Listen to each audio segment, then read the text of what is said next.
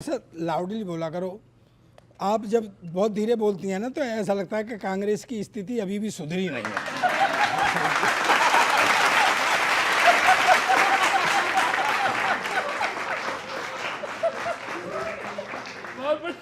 सुधरेगा ये भी नहीं। इस चुनाव में कांग्रेस ने थोड़ी सी राहत पाई तो दो बातें उभर करके आई। दो बातें सुना उभर करके आई।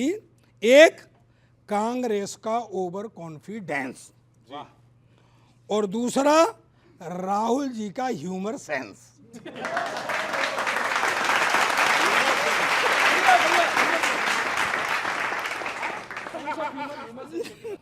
कह रहे हैं यदि प्रियंका जी बनारस से चुनाव लड़ पाती तो 3 लाख वोटों से जीत जाती। अभी कहा था ना उन्होंने कि लड़ पाती तो 3 लाख वोटों से जीत जाती। देखिए, उधर मुंगेरी लाल के सपनों में जीत 3 लाख के पार हो गई और इधर कांग्रेस पूरी पार्टी नर्वस 90 का शिकार हो गई।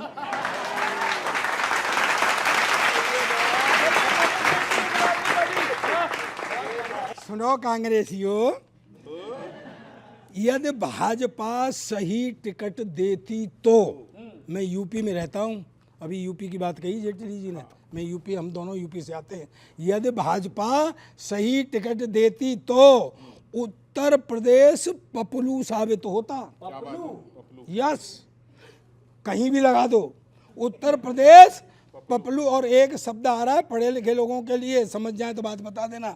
उत्तर प्रदेश पपलू साबित होता, जान बच गई, वरना ये चुनाव कांग्रेस के लिए वाटरलू साबित होता।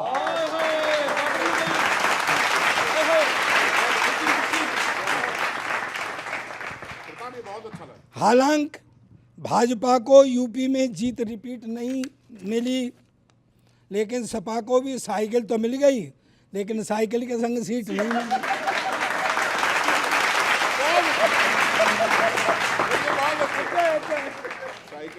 सीट नहीं मिली। गुरु समझ नहीं आया ये कांग्रेस का फंडा। गुरु समझ नहीं आया ये कांग्रेस का फंडा। सत्ता की मुर्गी की बात कर रहे हैं और 12 स्टेटों में सिर्फ अंडा।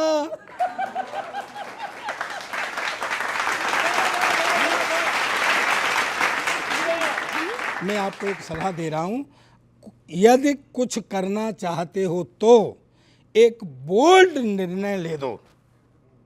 यदि कुछ करना चाहते हो तो एक बोल्ड निर्णय ले दो।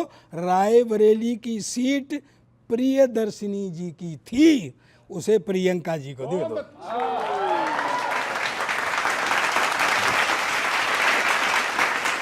नहीं है आप सा कोई, सभी से आप हटके हो। नहीं है आप सा कोई, सभी से आप हटके हो। विरोधी से अधिक अपनों से खाए आप झटके हो। विरोधी से अधिक अपनों से खाए आप झटके हो। उन्हें सत्ता मिली फिर भी मगर हो आप गफलत में। अधर में वो नहीं अटके, अधर में आप अटके हो। अधर में वो नहीं अटके। और अभी ना बड़े सॉफ्ट नेता हैं राहुल जी, मेरा एक मशवरा है, आप राष्ट्रीय प्रवक्ता हैं, देखें, तराजू पर रखो खुद को हमेशा तोलते भैया।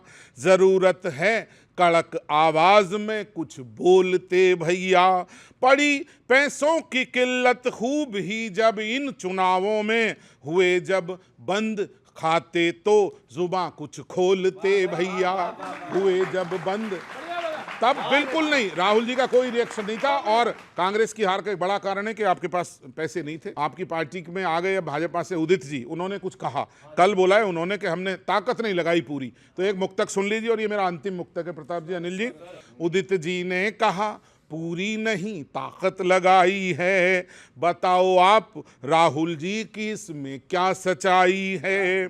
मिला कल आपके दल का कोई नेता लगा कहने, ये ताकत हमने तो अगले चुनावों तक बचाई है। बोला बोला अगले चुनाव में लगाएंगे। पहले ऐसी पार्टी है जो एक्सेप्ट कर रही है इस बात को कि कोई कमी रही है तो हम उसको दूर करेंगे, और दूर करके राजीव जी बहुत अच्छे। एक ऐसा माहौल बनाएंगे कि इस देश की जनता जिस विकास की गति को देखती आ रही है उससे बेहतर गति उसको आगे दें। मैं बनारस का रहने वाला हूं, मैं 4 पंक्तियों से अपनी बात करता हूं, सुनिए। कांग्रेसियों से, लालच के रोगी को दवाइयां क्यों नहीं देते? आओ क्या पूर्वांचल का है, लालच के रोगी को दवाइयां क्यों नहीं देते? बताओ कांग्रेसी भैया क्यों नहीं देते? जब 8,500 की गारंटी दिए हो, सब मांग रहे हैं रुपया क्यों नहीं देते? मांग रहे हैं रुपया क्यों नहीं देते? दो भाई। एक सवाल है कांग्रेस से, आप जरूर इसका जवाब दीजिएगा।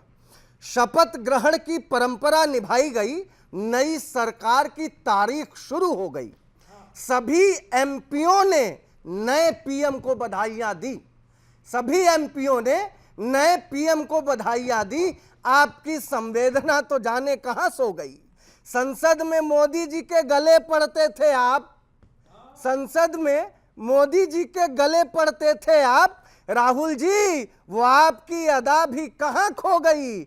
आप नए पीएम को बधाई भी न दे सके। क्या आपके मोहब्बत की दुकान बंद हो गई? क्या आपके मोहब्बत की दुकान बंद हो गई? बहुत बहुत धन्यवाद, प्रणाम, बहुत शुक्रिया, बहुत शुक्रिया, बहुत धन्यवाद। बधाई क्यों नहीं दी? बधाई देना ये तो बेसिक शिष्टाचार है ना। देखिए, हमने मोदी जी को इतना मोहब्बत का पाठ पढ़ाया, लेकिन वो पढ़ ना पाए, वो फिर भी नफरत के पाठ ही पढ़ाते रहे देश में। आप अपना पाठ क्यों भूल गए? देखिए, हमें देखिए ये भी इसमें भी राहुल जी का कोई एक मास्टर स्ट्रोक है कि अभी देखिए, अभी तो फाइनल नहीं हुआ है ना मैच, अभी फाइनल होने देते हैं 1-2 महीने। वैसे ही होगा कि जो भी कर रहे हैं मास्टर स्ट्रोक ही कर रहे हैं। देखेंगे कि प्रधानमंत्री जी रहते हैं कि कौन रहते हैं, कौन प्रधानमंत्री बनता है, फिर देखी जाएगी कि बधाई दी जाएगी।